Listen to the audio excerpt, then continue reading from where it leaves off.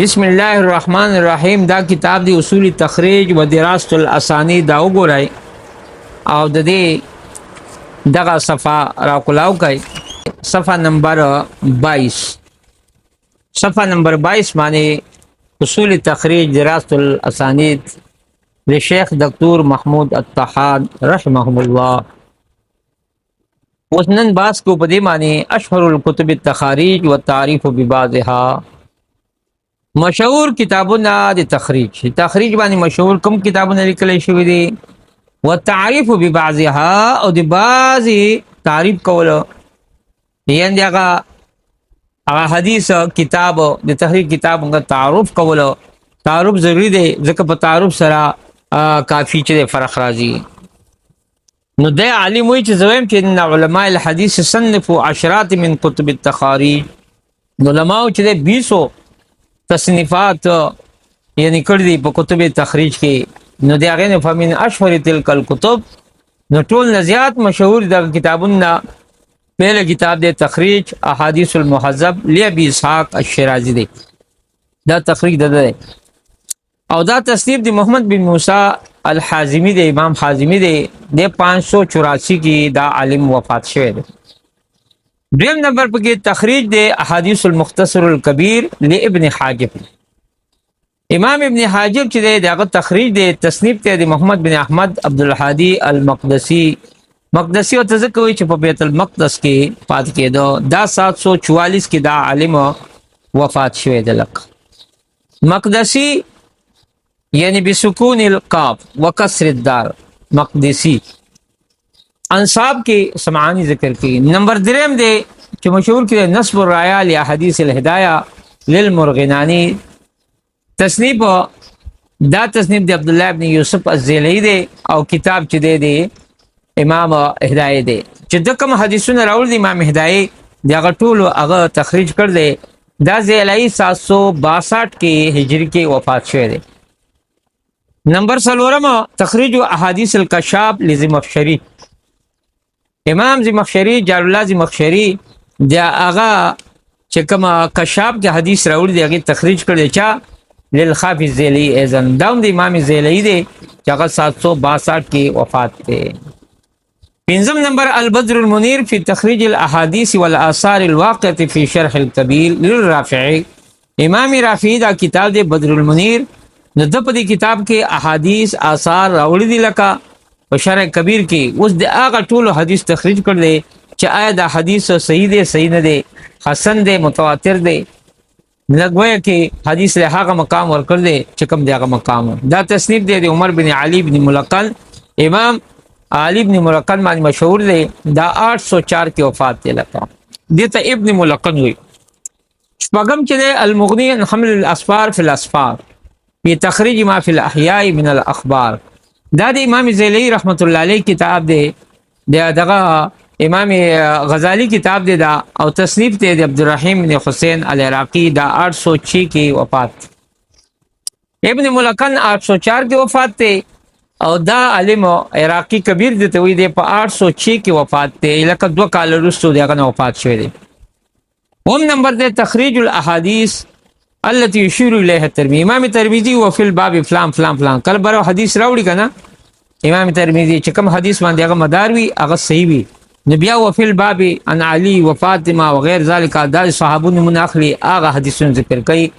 دغه حدیث چې کوم ته اشاره امام ترمذی کړی دا دغه تخریج کړ دی امام حافظ عراقی دغه رنگ لکا اغم دا کړ دی لک ګور اوس بدر المنیر چې ده کنه دا د شرح کبیر د امام رافعی کتاب دی او دا رنګ دی تخریج کړ دی او چا کسانو اتو علماء غټ علماء لک نو اول پای کې حافظ شهاب الدین دی ابو الحسین احمد بن ابي بن عبد الله الخصانی چې معروف دی ابن دمیاتی باندې مشهور دی عالم او دی په 749 کې وفات شوی دی حافظ ابن حجر په درر الکامنه کې ویلي چې قرات بخط شیخ بدر الدین زرقشی ما ولستو په خط شیخ بدر الدین زرقشی باندې چې دا د شروع په تخریج احادیث رافعی کې لیکن کامل تنا او نشو کامل نشو مکمل پات شو دویم عالم عز الدین عبدالعزیز بن بدر الدین محمد بن ابراهیم بن سعد الله بن جماع المعروف تے ابن جماع سرا او دے 760 کی وفات تے سلورم دے درم دے علامہ بدر الدین محمد بن عبداللہ بن بہادر زرکشی دے 794 کے دا عالم وفات. سلورم حافظ سراج الدین عمر بن علی المعروف بن ابن ملقن سر مشهور دے چې تاسو تماوي چې دا په 84 یعنی 84 کې وفات 884 کې وفات بعضی چې 804 کې وفات.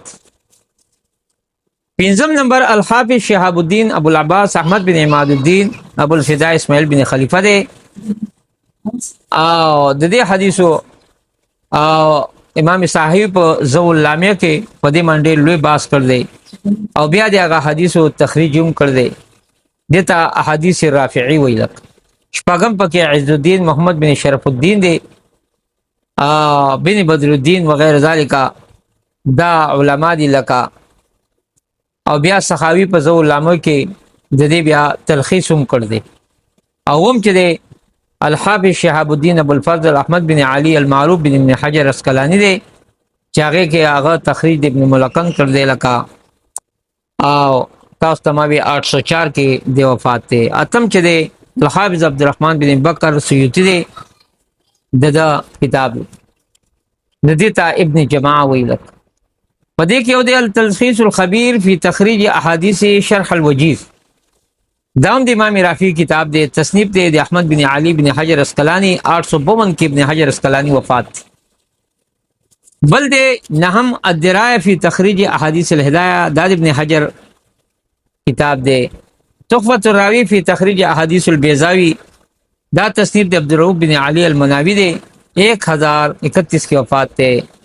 اوس پدې معنی یو معنی بیا منګه باس کو دے هر یو کتابو لکه دا خو تاسو سو کتابونه نمونه وخلا بیا هر یو کتابه منګه چې د لغونی تعارف وکړو چې تعارف وکړو بیا به تاسو ته لکه دغه پته ولګي. نو اول کتاب نصف الرايه د احاديث الهدايه د تعارف لغونی کو او هو من اشهر ما وصلنا من كتب التخارج الحديثيه حدیث کتابونو کې چې کوم تخریج شوی دی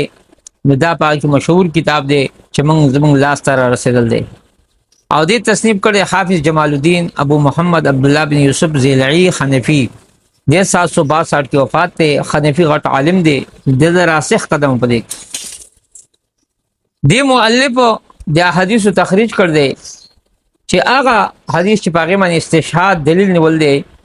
علی بن ابي بکر المرغنانی حنفی صاحب هدایت والو لک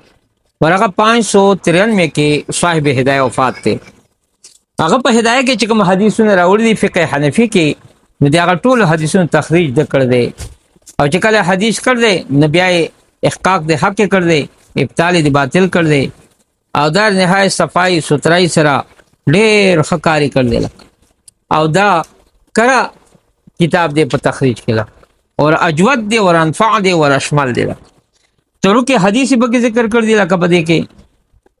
او د موازی او ذکر کړ دی اور اقوال دے میں جرح و تعدیل پر رجال و اسناد کی پاغی معنی مکمل طریقے سر باق کر دے دا سے کر دے ولم یسبق الیہا فیما عالمو وی زما دے علم مطابق دے تجبل چا سبقت نے کرے او ددن بعد بیا ددن طریقے نا ددن معلوماتو نا رس جماعتو نا راغل دی او په کتب تخریج کې دنه چې د ساغه سے نمونه غسرا خاص کر کے ابن حجر اسقلانی دی د امام زیلی په قدم باندې روان دی. د امام زیلی خوشچین دی امام زیلی نه اغستی او دا کتاب دلالت کوي علی تبخر زیلی فی الحدیث یومږي. دا کتاب دلالت کوي چې تبخر دی امام زیلی مبحر دی په حدیث کې په علوم حدیث کې یعنی بحر دی.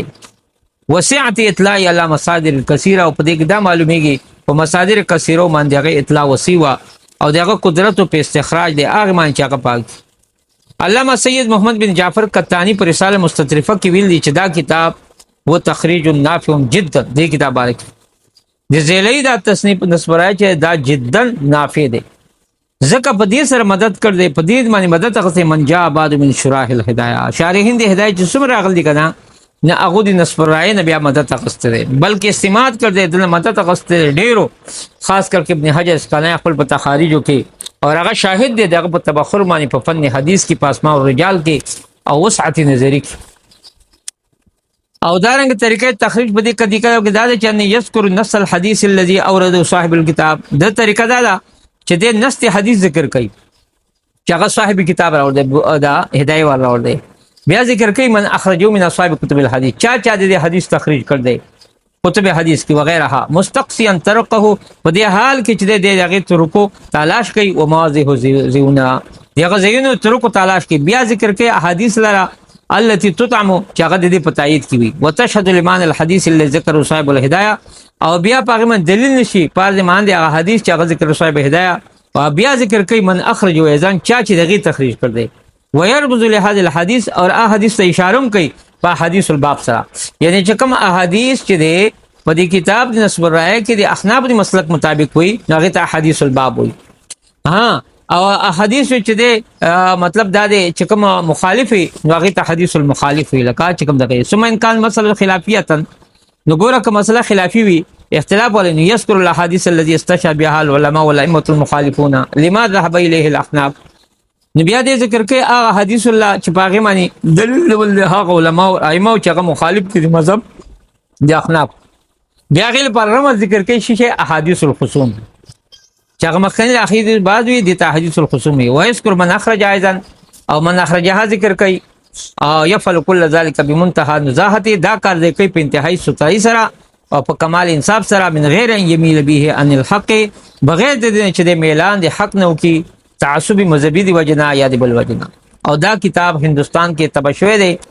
چاپ شوی دی او په دوه ایډیشن سره لا او لیکن اول ایډیشن چې دا تبع چې كانت مشفونه بالاغلاط فی الاسانید والمتون لیکن دا بھرا ہوا تھا ډک ودا یششنا د غلطیان دا پاسن پونتنه او په دا کې تصحیف هم دی لکا او سقطم دی یعنی ارتاویدل گڑبڑ لا يمكن الاعتماد علیها دا سے یعنی تصحیف او سقط ته یعنی ګیرا پیرا چیزیں بکې چې باغ اعتماد نه کېته او تبع ثانیه په قاهره کې و مصر کې هغه چاپ کړ دے